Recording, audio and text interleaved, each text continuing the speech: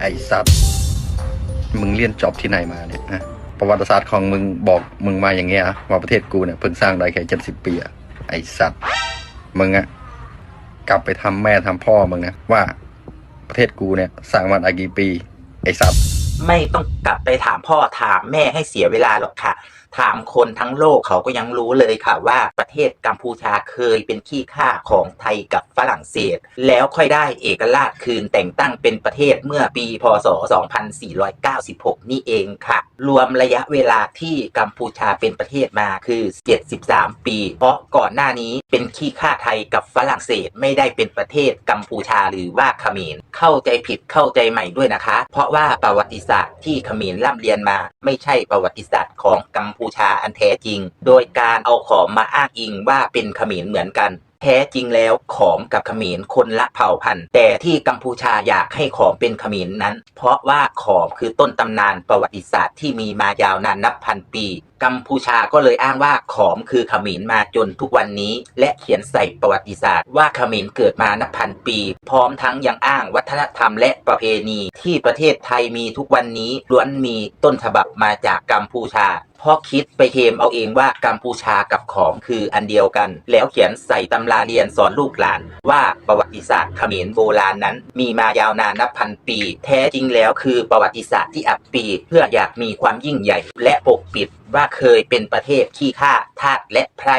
เพราะอับอายยามใครเขาพูดถึงประวัติศาสตร์ที่ผ่านมาว่าเขมรคือประเทศขี้ข้าเพราะเหตุนี้ไงคะคนกัมพูชาถึงเกลียดคนที่เรียกว่าพวกเขมรนะคะไอ้หน้าเย็นไอ้กะหลีไอ้พัทยาไอ้เสือกมึงเนี่ยก่อนมึงจะพูดเนี่ยมึงไปกลับไปดูทหารมึงก่อนเนี่ยสัตว์ทหารมึงเนี่ยขโมยของกูเนี่ยมึงกลับไปดูมีอะไรแดกยังฮะไอ้สัตว์ไอ้ปลาเก๋งมึงเนี่ยกลับไปดูมันก่อนนะขโมยทุกอย่างเลยสัตว์ก่อนจะพูดเนี่ยบ้านมึงนี่มีแดกเปล่านะหมูเนี่ยมีเปล่า